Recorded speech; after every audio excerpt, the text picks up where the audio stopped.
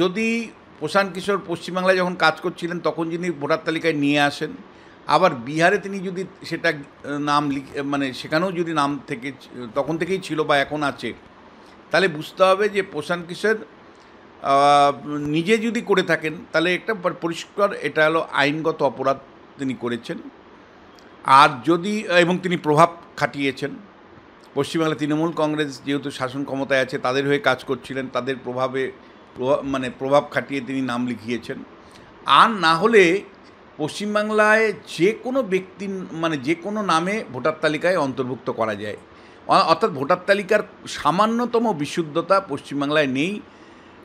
এবং এই ভুতুড়ে ভোটারদের দিয়েই, মানে অনুপস্থিত ভোটারদের দিয়েই, মৃত ভোটারদের দিয়েই, এ রাজ্যের বাইরে চলে যাওয়া ভোটারদের দিয়েই বা অনুপ্রবেশকারী ভোটারদের দিয়ে যে তৃণমূল কংগ্রেস জয়ী হয় এবং তাদের জয়ের পেছনে এই ভুতুড়ে ভোটারের যে মূল মানে চালিকা শক্তি, এটা কিন্তু আরও দৃঢ়ভাবে প্রতিষ্ঠা পায়।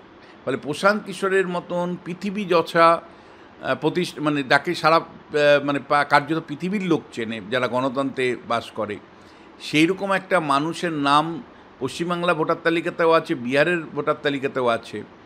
এটা আমি তোমায় বলছি কাকতালীয় যদি হয় তাহলে বুঝতে হবে পশ্চিমবাংলার ভোটার তালিকা নিয়ে ছিনিমিনি খেলা যায়। আর যদি প্রশান্ত কিশোর নিজে করে থাকেন তাহলে বলতে হবে তিনি আইনগত অপরাধী ছিলেন।